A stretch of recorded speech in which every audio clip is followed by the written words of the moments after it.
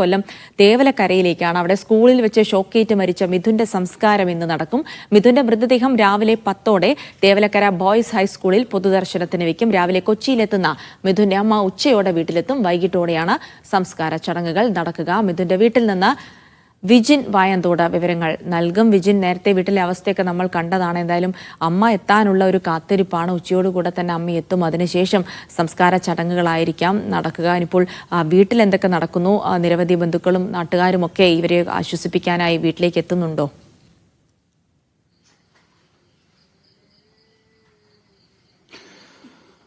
തീർച്ചയായും കൂടുതൽ നാട്ടുകാരും ബന്ധുക്കളും അയൽവാസികളും ഒക്കെ ഈ വീട്ടിലേക്ക് ഇപ്പോൾ എത്തിക്കൊണ്ടിരിക്കുകയാണ്. വിളന്തറയിലെ വീട്ടിലാണ് ഞാൻ നിൽക്കുന്നത്. എന്തായാലും അമ്മൂമ്മയും അച്ഛനും അതുപോലെ തന്നെ അനുജനും ഒക്കെയാണ് നിലവിൽ വീട്ടിലുള്ളത്. അമ്മ സുജ എത്താനുള്ള കാത്തിരിപ്പിലാണ് അവരെല്ലാം ഇപ്പോഴും ഉള്ളത്.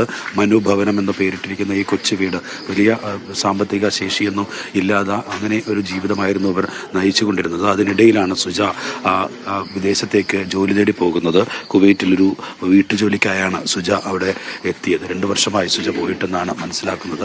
എന്തായാലും പോകുമ്പോൾ ഈ മിഥുന് കൂടുതൽ മികച്ച വിദ്യാഭ്യാസവും ഒപ്പം തന്നെ വീടിൻ്റെ സൗകര്യങ്ങളൊക്കെ വർദ്ധിപ്പിക്കുക എന്നുള്ള ആഗ്രഹത്തോടെയാണ് അവർ ജോലി തേടി പോവുകയും ചെയ്തത്. പക്ഷെ തിരിച്ചു വരുമ്പോൾ മിഥുൻ ഇല്ല എന്നുള്ളതാണ് ഏറെ ദുഃഖകരമായ കാര്യം. 9 മണിയോടുകൂടി വിമാനത്താവളത്തിൽ നെടുമ്പാശ്ശേരി വിമാനത്താവളത്തിൽ സുജ എത്തും. തുടർന്ന് ബന്ധുക്കളും ഒപ്പം തന്നെ ജനപ്രതിനിധികളൊക്കെ ചേർന്നാണ് ഇങ്ങോട്ട് കൊണ്ടുവരിക. ഞാൻ നേരത്തെയൊക്കെ സൂചിപ്പിച്ചതുപോലെ വിദ്യാഭ്യാസ മന്ത്രി തന്നെ ഇക്കാര്യത്തിൽ ഇടപെട്ട് എത്രയും പെട്ടെന്ന് മറ്റ് പ്രതിസന്ധികളിലൊന്നുമില്ലാതെ എത്രയും പെട്ടെന്ന് ഇവിടത്തേക്ക് എത്തിക്കാൻ പോലീസ് എസ്കോർട്ട് കൂടി നൽകണമെന്ന് ആവശ്യപ്പെട്ടിട്ടുണ്ട്. അങ്ങനെയെങ്കിൽ ഉച്ചയോടുകൂടി ഏകദേശം ഒരു 2 മണിക്കുള്ളിൽ തന്നെ സുജ ഈ വീട്ടിലേക്ക് എത്തും എന്നാണ് പ്രതീക്ഷിക്കുന്നത്. ആ സമയത്തായിരിക്കും തേവരക്കരയിലെ പൊതുദർശനം പൂർത്തിയാക്കി, സ്കൂളിലെ പൊതുദർശനം പൂർത്തിയാക്കി മിഥുൻ്റെ മൃതശരീരം ഈ വീട്ടിലേക്ക് എത്തിക്കുക. ഇവിടെയും കുറച്ചു നേരം പൊതുദർശനത്തിന് വയ്ക്കും. ബന്ധുക്കൾക്കും ഒപ്പം തന്നെ ഈ വിളന്തറയിലെ അയൽവാസികൾക്കും നാട്ടുകാർക്കും ഒക്കെ മിഥുനെ അവസാനമായി ഒന്ന് കാണാനായ പൊതുദർശനം നടക്കുക. വീടിനോട് ചേർന്ന് തന്നെയാണ് ശവസംസ്കാര ചടങ്ങുകളും നടത്തുക. തൊട്ട് പിറകിലായി, ഈ ചെറിയ വീടിൻ്റെ തൊട്ട് പിറകിലായാണ് സംസ്കാര ചടങ്ങുകൾ നടത്താൻ ഇപ്പോൾ തീരുമാനിച്ചിട്ടുള്ളത്. മറ്റ് സൗകര്യങ്ങൾ, ഈ പൊതുദർശനത്തിനായി വെക്കാനുള്ള മറ്റ് സൗകര്യങ്ങൾ ഉൾപ്പെടെ ഇപ്പോൾ ചെയ്തുകൊണ്ടിരിക്കുന്നതാണ് നമുക്കിവിടെ കാണാൻ കഴിയുന്നത്. ആ ദൃശ്യങ്ങളിൽ നമുക്ക് കാണാം. നാട്ടുകാരൊക്കെ ചേർന്ന് കൂടുതൽ ആളുകൾ ഇവിടെ എത്തിയാൽ അവർക്ക് സൗകര്യപൂർവ്വം മിഥുനെ അവസാനമായി ഒന്ന് കാണാനുള്ള സൗകര്യങ്ങളാണ് നിലവിൽ ഇവിടെ ഒരുക്കിക്കൊണ്ടിരിക്കുന്നത്. അങ്ങനെ ഏറെ ദുഃഖം തളം കെട്ടിയ നിലയിൽ തന്നെയാണ് ഇപ്പോൾ ഈ വിളന്തറയിലെ അയൽവാസികളും വീടും പരിസരവും ഒക്കെ ഉള്ളത്. എല്ലാ വീടുകളും അടുത്തടുത്ത് കിടക്കുന്ന എല്ലാ വീടുകളും സഹകരിച്ച് ജീവിക്കുന്ന ആളുകളാണ്. അപ്പുറത്തെയും ഇപ്പുറത്തെയും വീടുകളും ഒക്കെയായി നല്ല ബന്ധമായിരുന്നു മിഥുനും അതുപോലെ തന്നെ അനുജൻ സുധിനും ഉണ്ടായിരുന്നത്. അനുജൻ സുധിൻ 6ാം ക്ലാസ് വിദ്യാർത്ഥിയാണ്. അവനും ആ ഷോക്കേറ്റ് മരിച്ചതിലെ വലിയ താങ്ങാനാവാത്ത ദുഃഖത്തിൽ തന്നെയാണ് ഇവിടെ ഇരിക്കുന്നത്. നമ്മൾ നേരത്തെ അച്ഛനോട് ഒക്കെ സൂചിപ്പിച്ചപ്പോൾ മിനിഞ്ഞാന്ന് തന്നെ അമ്മയെ ഈ വിവരം അവർ അറിയിച്ചിരുന്നു. അതിനുശേഷമാണ് എത്രയും പെട്ടെന്ന് ഇങ്ങോട്ട് എത്തിക്കാനുള്ള സൗകര്യങ്ങൾ എല്ലാം ഒരുക്കിയത്.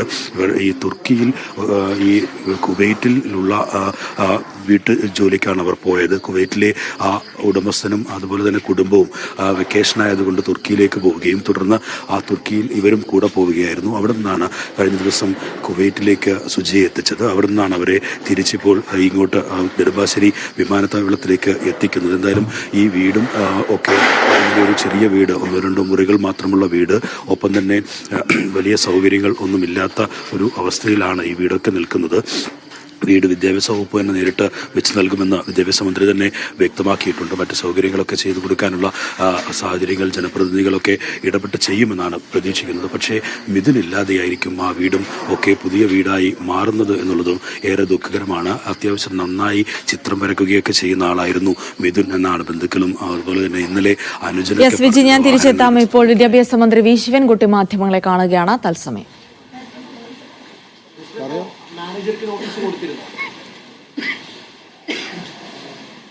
കൊടുത്തു മാനേജർക്ക് നോട്ടീസ് കൊടുത്തു. അല്ല, നമ്മളിന്നലെ വിദ്യാഭ്യാസ വകുപ്പിൻ്റെ ഉന്നത യോഗ കമ്മിറ്റി എടുത്ത തീരുമാനങ്ങളെല്ലാം ഇംപ്ലിമെൻറ്റ് ചെയ്തുകൊണ്ടിരിക്കുകയാണ്. അതിൻ്റെ ഭാഗമായിട്ട് പിന്നെ HMനെ സസ്പെൻഡ് ചെയ്തു. മാനേജർക്ക് നോട്ടീസ് ഇന്നോടുകൂടി കിട്ടിക്കാണും. മറ്റു നടപടികളെല്ലാം പൂർത്തീകരിച്ചുകൊണ്ടിരിക്കുകയാണ്. ഇന്ന് ആ കുട്ടിയുടെ ചടങ്ങുകൾ കഴിഞ്ഞാൽ മറ്റു കാര്യങ്ങളെ സംബന്ധിച്ചിടത്തോളം ആലോചിക്കും. ഞാൻ ഇന്ന് പോകുന്നില്ല. ഇന്നലെ വിദ്യാഭ്യാസ ഡെപ്യൂട്ടി ഡയറക്ടർമാരുടെയും AEO DEOമാരുടെ ഉള്ള യോഗം ചേർന്നു. എവിടെയെങ്കിലും ഇത്തരത്തിൽ ശ്രദ്ധിക്കപ്പെടാത്ത നിലയിലുള്ള അപകട സൂചകമായിട്ടുള്ള കാര്യങ്ങളുണ്ടെങ്കിൽ അടിയന്തരമായ നടപടി സ്വീകരിക്കുന്നതിന് വേണ്ടിയുള്ള നിർദ്ദേശം കൊടുത്തിട്ടുണ്ട്. വിദ്യാഭ്യാസ വകുപ്പിനെ സംബന്ധിച്ചിടത്തോളം ഇത് പരിപൂർണമായി ഞങ്ങൾ വളരെ ശ്രദ്ധ കൊടുത്തിട്ടുള്ള കാര്യമാണ്. ഗവൺമെൻറ് വലിയ ശ്രദ്ധ കൊടുത്തിട്ടുള്ള കാര്യമാണ്. ഇതിവിടെ സംഭവിച്ചതിൽ നിന്ന് നമുക്കെല്ലാം ദുഃഖമാണ്. ചെയ്യാൻ കഴിയുന്ന കാര്യങ്ങൾ മുഴുവനും ഗവൺമെൻറ് ചെയ്യുക എന്നുള്ളതാണ്. ഒരു മാനേജ്മെൻറ്റിൻ്റെ ഭാഗത്തു നിന്ന് എന്തെങ്കിലും വീഴ്ച സംഭവിച്ചിട്ടുണ്ടെങ്കിൽ അതൊരു കാരണവശാലും അംഗീകരിക്കുന്ന പ്രശ്നമില്ല.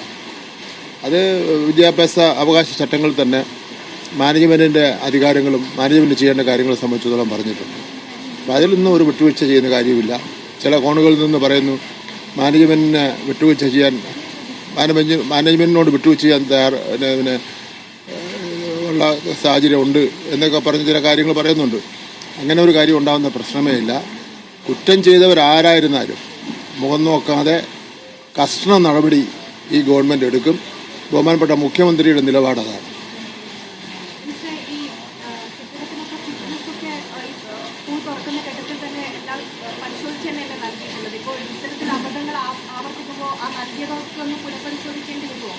ഇല്ലില്ല, അതിപ്പോൾ 14,000-ഓളം വരുന്ന കെട്ടിടങ്ങളുടെ ഫിറ്റ്നസ് സർട്ടിഫിക്കറ്റാണല്ലോ കൊടുക്കേണ്ടത്. അത് ഫിറ്റ്നസ് സർട്ടിഫിക്കറ്റ് കൊടുക്കാത്ത ചില സ്ഥാപനങ്ങളുണ്ടായിരുന്നു. അത് തദ്ദേശ സ്വയംഭരണ വകുപ്പുമായിട്ട് ബന്ധപ്പെട്ട് നമ്മൾ കൊടുത്ത് പുതിയ ഘട്ടത്തിൻ്റെ ചെറിയൊരു ഊക്കത്തിൻ്റെയൊക്കെ കാര്യത്തിലുള്ള ചില സംശയങ്ങളായിരുന്നു.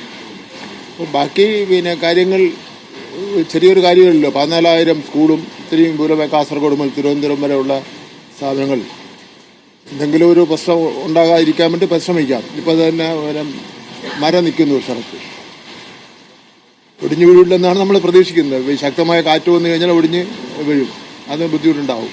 അപ്പോൾ അതുകൊണ്ട് ഇതൊരു നമ്മൾ പറയുന്ന പോലെ അത്ര ലളിതമല്ല. ഞങ്ങൾ കഴിഞ്ഞ കണ്ണിൽ എണ്ണ ഒഴിച്ച് ഈ കാര്യങ്ങൾ ചെയ്തതിൻ്റെ ഫലമായിട്ടും ഇന്ന കാര്യങ്ങൾ നിങ്ങൾ ചെയ്യണമെന്ന് പറഞ്ഞ് കുട്ടികളെ പഠിപ്പിക്കുന്ന പോലുള്ള പോയിന്റ് കൊടുത്തതിൻ്റെ അടിസ്ഥാനത്തിലാണ് മറ്റു കാര്യങ്ങളൊന്നും മറ്റു ബുദ്ധിമുട്ടൊന്നും ഇതുവരെ ഉണ്ടാവാത്തത്. ഇതിപ്പോൾ ബുദ്ധിമുട്ടുണ്ടായി. ഇത് നമുക്കിനി നമ്മൾ ആ മാന തിരിച്ചു കിട്ടില്ല. അതിൽ നിന്നുകൊണ്ട് കാര്യങ്ങൾ ചെയ്യാൻ വേണ്ടി ഗവൺമെൻറ് പൂർണ്ണമായി ആ കുടുംബത്തോടൊപ്പമാണ് ഗവൺമെൻറ്. അതിനുവേണ്ടി എല്ലാ കാര്യങ്ങളും ചെയ്യുന്നതിന് വേണ്ടി തയ്യാറായിട്ടുണ്ട്. പക്ഷേ ഇതൊരു രാഷ്ട്രീയ മുതലെടുപ്പ് നടത്താൻ വേണ്ടി പാടില്ല. ഉദാഹരണം, മരണ വീട്ടിൽ ചെന്ന് പോകുന്ന ജനനേതാക്കളെ, മന്ത്രിമാരെ റോഡിൽ കരിങ്കൊടി കാണിച്ച് തടയുക, വണ്ടിയുടെ മുന്നിൽ ആത്മഹത്യാ സ്ക്വാഡ് പോലെ എടുത്തിയാടുക, ഇത് നമ്മൾ നല്ല രീതിയിൽ എല്ലാ UDF-ൽപ്പെട്ടവർക്കും LDF-ൽപ്പെട്ടവർക്കും BJP-യിൽപ്പെട്ടവർക്കും ജനനേതാക്കൾക്കും മന്ത്രിമാർക്കും ജനപ്രതിനിധികൾക്കും ഈ ദുരന്തമുണ്ടായ വീടുകളിൽ പോകേണ്ട ഉള്ള കാര്യമുണ്ട്. അപ്പോൾ ആ ദുരന്തമുള്ള വീടുകളിൽ ചെന്ന് അവരെ ആശ്വസിപ്പിക്കാനും ഗവൺമെൻറ്റിൻ്റെ തീരുമാനങ്ങൾ പറയുന്നതിന് വേണ്ടി പോകുമ്പോൾ റോഡിൽ നിന്ന് ഒരു പുതിയൊരു അപകടവും കൂടെ ഉണ്ടാകുന്ന രൂപത്തിൽ കാറിന് മുന്നിൽ എടുത്ത് ചാടുക, കരിങ്കൊടി കാണിക്കുക, അത് ഒരു ഗുണകരമായ കാര്യമില്ല. അപ്പോൾ അത് ഇപ്പോൾ അവരാരും പ്രഖ്യാപിച്ചിട്ടില്ലല്ലോ. ഈ കരിങ്കൊടി കാണിക്കാനും തടയാനും വന്നവരാരും ഈ കുടുംബത്തെ സഹായിക്കുന്നതിന് വേണ്ടി ഒരു പ്രഖ്യാപനം നടത്തിയിട്ടില്ലല്ലോ. ഇപ്പോൾ KSTA അധ്യാപക സംഘടന 10 ലക്ഷം രൂപ കൊടുക്കുമെന്ന് പറഞ്ഞു. അതേപോലെ തന്നെ ഇലക്ട്രിസിറ്റി ബോർഡ് 5 ലക്ഷം രൂപ കൈമാറി കഴിഞ്ഞു. വിദ്യാഭ്യാസ വകുപ്പ് ഏതാണ്ട് ഒരു 20 ലക്ഷം രൂപയ്ക്ക് താഴെയുള്ള കെട്ടിടം വെച്ച് കൊടുക്കാനാണ് ഞങ്ങൾ ഉദ്ദേശിക്കുന്നത്. അതുപോലെ തന്നെ ഒരു അത്യാവശ്യ പോക്കറ്റ് മണി എന്നുള്ള നിലയിൽ ഉടനെ തന്നെ ഒരു 3 ലക്ഷം രൂപ ഗവൺമെൻറ് കൊടുക്കുകയാണ് ആ കുട്ടിയുടെ അത്യാവശ്യം കാര്യങ്ങൾക്ക് വേണ്ടി. ഇത് കൂടാതെ അവൻ്റെ വിദ്യാഭ്യാസവുമായി ബന്ധപ്പെട്ടുള്ള എന്തെങ്കിലും സാമ്പത്തിക ബാധ്യത ഉണ്ടെങ്കിൽ അത് ഒഴിവാക്കാൻ വേണ്ടിയുള്ള തീരുമാനം എടുത്തിരിക്കുകയാണ്. ഇത്തരം തീരുമാനങ്ങൾ 48 മണിക്കൂറിനുള്ളിൽ ഏത് കാലഘട്ടത്തിൽ എടുത്തിട്ടുണ്ട്? 48 മണിക്കൂറിനുള്ളിൽ അന്വേഷണം നടത്തി ഉണ്ടായ കാര്യങ്ങളുടെ മേൽ പരിഹാരം കാണുന്നതിന് വേണ്ടിയുള്ള പരിശ്രമം ഏത് കാലഘട്ടത്തിലാണ് നടന്നിട്ടുള്ളത്? ഒരു കാലഘട്ടത്തിലും നടന്നിട്ടില്ല. അപ്പോൾ അതുകൊണ്ട് അതിനെ അപ്രിഷ്യേറ്റ് ചെയ്യുന്നതിന് പകരം വിദ്യാഭ്യാസ മന്ത്രിയും ധനകാര്യ വകുപ്പ് മന്ത്രിയും അതേപോലുള്ള നേതാക്കന്മാർ ചെല്ലുമ്പോൾ ഒളിച്ചിരുന്ന് ചാടിയിരുന്ന് കരിങ്കൊടി, എന്തിനാണ് കരിങ്കൊടി ഞങ്ങൾക്കെതിരെ കാണിക്കുന്നത്? ഇത്രയും ദിവസമായല്ലോ ഈ കരിങ്കൊടി കാണിക്കുന്നവർ 1 രൂപ സഹായിക്കാമെന്ന് പ്രഖ്യാപിച്ചിട്ടുണ്ടോ? കരിങ്കൊടി കാണിക്കലാണോ സഹായം എന്ന് പറയുന്നത്? അവിടെ വരുന്ന നേതാക്കന്മാരെ തിരിച്ച് അവിടെ ലാത്തിചാർജ്. ഞങ്ങൾ യഥാർത്ഥത്തിൽ ആദ്യ ദിവസം ഞാൻ പോകാത്തത് ഒരു സംഘർഷം ഞാനായിട്ട് ഉണ്ടാക്കേണ്ടതെന്ന് ഉദ്ദേശിച്ചാണ് പോകാത്തത്. സംഘർഷം ഉണ്ടാക്കേണ്ടതെന്ന് ഉദ്ദേശിച്ചാണ് പോകാത്തത്. അല്ലെങ്കിൽ പിന്നെ കേരളത്തിലെ CPMൻ്റെ സ്വാധീനവും എല്ലാം വെച്ച് നോക്കുമ്പോൾ കേരളത്തിലെ ഏത് സ്ഥലത്തും CPMൻ്റെ നേതാക്കന്മാർക്ക് പോകാനുള്ള എല്ലാ സാഹചര്യങ്ങളും ഉണ്ട്. അതൊന്നും ആരും ചെറുക്കാനും പോകുന്നില്ല, ആരും തടുക്കാനും പോകില്ല. ചെറുത്താലും തടുത്താലും അതിനെ അതിജീവിച്ച് പോകാനുള്ള ശേഷിയൊക്കെ കമ്മ്യൂണിസ്റ്റ് പാർട്ടി ഓഫ് ഇന്ത്യ, മാർക്സിസ്റ്റിനും ഇടതുപക്ഷ ജനാധിപത്യ പ്രസ്ഥാനത്തിനും ഉണ്ട്. പിന്നെ പോലീസിനെ ഉപയോഗിച്ചൊന്നും ഞങ്ങൾ അവിടെ ഒരു സംഘർഷം ഉണ്ടാക്കാൻ വേണ്ടി ആഗ്രഹിക്കുന്നില്ല. അതുകൊണ്ടാണ് പോകാത്തത്. അപ്പോൾ അതുകൊണ്ട് ആദ്യം ചെയ്യേണ്ടത് ഈ കുടുംബത്തെ സഹായിക്കുന്നതിന് വേണ്ടി എന്തെങ്കിലും ചെയ്യും. ബാക്കി നമുക്ക് ഉണ്ടായ സംഭവത്തെ സംബന്ധിച്ചിടത്തോളം അന്വേഷണം നടത്താം. കൂട്ടായി നമുക്ക് ചർച്ച ചെയ്യാം. കൂട്ടായി നമുക്ക് ചർച്ച ചെയ്യുന്നതിന് ഒരു ബുദ്ധിമുട്ടുമില്ല. ചർച്ച ചെയ്ത് നമുക്ക് ആവശ്യമായ കാര്യങ്ങൾ തീരുമാനിക്കുന്നതിന് ഒരു ബുദ്ധിമുട്ടുമില്ല. പക്ഷേ വെല്ലുവിളി അത് ഗുണപരമായിട്ടുള്ള കാര്യമില്ല. മരണവീട്ടിൽ പോലും നേതാക്കന്മാരെ പോകാൻ സമ്മതിക്കാതെ പതിയിരുന്ന് 15, 20, 30 ആൾക്കാർ പതിയിരുന്ന് കാറിൻ്റെ മുമ്പ് എടുത്ത് ചാടി അതും കൂടെ പുതിയൊരു അപകടം ഉണ്ടായി ഒരു രക്തസാക്ഷിയെ സൃഷ്ടിക്കാൻ വേണ്ടിയുള്ള ഈ സമരത്തിലൂടെ വീണ്ടും ഒരു രക്തസാക്ഷിയെ സൃഷ്ടിക്കാൻ വേണ്ടിയുള്ള ശ്രമത്തിലാണ് UDFും BJPയും നടത്തുന്നുള്ള കാര്യം കൂടി ഞാൻ സൂചിപ്പിക്കുകയാണ്. കാരണം ഇനി വരാൻ പോകുന്ന തെരഞ്ഞെടുപ്പിൽ ഇത്തരം കാര്യങ്ങൾ ലൈവായിട്ട് അവർക്ക് നിർത്തണം. അല്ല ഇത്രയും ചെയ്ത നല്ല കാര്യങ്ങളെ സംബന്ധിച്ചിടത്തോളം ഒരു വാക്ക് പറഞ്ഞില്ലല്ലോ. അപ്പം അതൊന്നും വെച്ച് നമ്മളോട് നിലപാട് സ്വീകരിക്കുന്നത് ഒട്ടും ശരിയല്ല എന്നുള്ള കാര്യം പറയാൻ ഞാൻ ആഗ്രഹിക്കുകയാണ്. കാസർഗോഡ് ഒരു വാർത്ത വന്നിട്ടുണ്ട്. ഒരു 7ാം ക്ലാസ് വിദ്യാർത്ഥിയെ അധ്യാപിക മർദ്ദിച്ചു. അധ്യാപിക ഇപ്പോൾ 4 പേർ ചേർന്നാണ് മർദ്ദിച്ചത്. സ്റ്റാഫ് റൂമിലേക്ക് വിളിച്ചു വെച്ച് മർദ്ദിച്ചു എന്നാണ്. അത് പോലീസിലും ചൈൽഡ് ലൈനും പരാതി കൊടുത്തിട്ടുണ്ട്. ശ്രദ്ധയിൽപ്പെട്ടിരുന്നോ? 47 ലക്ഷം വിദ്യാർത്ഥികൾ കേരളത്തിൽ പഠിക്കുകയാണ്. ചെറുതുമരുതുമായിട്ടുള്ള ഇത്തരം പ്രശ്നങ്ങളാകെ തന്നെ ഉണ്ടാവും. എൻ്റെ ശ്രദ്ധയിൽപ്പെടുന്ന കാര്യമാണെങ്കിൽ ആവശ്യമായ നടപടി സ്വീകരിക്കാം. ഇത് നമ്മുടെ വിഷ്വൽ മീഡിയസും അതുപോലെ തന്നെ സോഷ്യൽ മീഡിയസും ഒക്കെ സജീവമായതുകൊണ്ട് ഇത്തരം ചെറുതും വലുതുമായിട്ടുള്ള കാര്യങ്ങൾ ഉണ്ടായിക്കൊണ്ടിരിക്കും. അതിനെല്ലാ കാര്യങ്ങൾക്കും നമുക്ക് മറുപടി പറയാനും നടപടി സ്വീകരിക്കാനും നിൽക്കാൻ വേണ്ടി പ്രയാസമായിരിക്കും. ഗൗരവമുള്ള കാര്യങ്ങളാണെങ്കിൽ നമുക്ക് അത് സ്വീകരിക്കാൻ വേണ്ടി കഴിയും. ഈ ഗവർണറോടും VCയോടും വിട്ടുവീഴ്ച ഒരു പ്രമുഖ പത്രത്തിൻ്റെ തലക്കെട്ട് വിശാല ഹൃദയനായ ആശാൻ ശ്രമിച്ചിരിക്കുന്നു. അല്ല, ഗവൺമെൻറ്റിനെ സംബന്ധിച്ചിടത്തോളം എല്ലാ സർവകലാശാലകളും പ്രവർത്തിപ്പിക്കുക എന്നുള്ളതാണ്. കുട്ടികളുടെ വിദ്യാഭ്യാസം നഷ്ടപ്പെടാൻ പാടില്ല എന്നുള്ളതാണ്.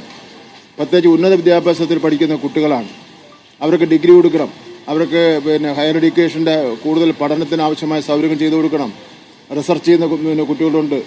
അങ്ങനെയൊക്കെ ഉള്ള ഏറ്റവും പ്രധാനപ്പെട്ട ഒരു മേഖലയാണ് ഉന്നത വിദ്യാഭ്യാസ മേഖല എന്ന് പറയുന്നത്. ആ ഉന്നത വിദ്യാഭ്യാസ മേഖലയുടെ അക്കാഡമിക് നിലവാരം പരിശോധിച്ച് നോക്കിയാൽ ഇന്ത്യയിൽ തന്നെ ഏറ്റവും കൂടുതൽ മെച്ചപ്പെട്ട അക്കാഡമിക് നിലവാരമുള്ള ഇതാണ് കേരളം. വിദേശ രാജ്യങ്ങളിൽ നിന്ന് നല്ലൊരു ശതമാനം കുട്ടികൾ പഠിക്കുന്ന സംസ്ഥാനമാണ് കേരളം എന്ന് പറയുന്നത്. അതായത് ആകെ അലങ്കോലപ്പെടുത്താൻ ഞങ്ങൾ ആഗ്രഹിക്കുന്നില്ല. വിദ്യാഭ്യാസ മന്ത്രി വി ശിവൻകുട്ടി മാധ്യമങ്ങളെ കാണുകയായിരുന്നു. മിഥുന്റെ മരണവുമായി ബന്ധപ്പെട്ട കാര്യങ്ങളാണ് അദ്ദേഹം സംസാരിച്ചത്. സർക്കാരിന്റെ ഭാഗം വിശദീകരിക്കുകയായിരുന്നു. സർക്കാർ ആരുമായും ചർച്ചയ്ക്ക് തയ്യാറാണെന്നുകൂടെ വിദ്യാഭ്യാസ മന്ത്രി പറയുന്നു. പ്രതിഷേധക്കാരെയും അദ്ദേഹം വിമർശിക്കുന്നുണ്ട്. അവർ പ്രതിഷേധിക്കുകയല്ലാതെ മിഥുന്റെ കുടുംബത്തിനായി എന്ത് ചെയ്തു എന്നുള്ള ചോദ്യം ഉയർത്തുന്നുണ്ട്. സ്കൂൾ മാനേജർക്കെതിരെ നടപടി എടുക്കാത്തത് വിവാദമായിരുന്നു. CPM ബന്ധമുള്ള മാനേജർക്കെതിരെ നടപടി എടുത്തില്ല എന്നുള്ള വിമർശനങ്ങൾ ഉയരവേ അതിൽ കൂടി മറുപടി പറയുന്നുണ്ട്. അത്തരം കാര്യങ്ങൾ പരിശോധിച്ച് വിട്ടുവീഴ്ചയില്ലാതെ മുഖം നോക്കാതെ നടപടിയെടുക്കാനാണ് മുഖ്യമന്ത്രി നിർദ്ദേശം നൽകിയിട്ടുള്ളത് തുടങ്ങിയ കാര്യങ്ങൾ കൂടി അദ്ദേഹം പങ്കുവയ്ക്കുകയാണ്.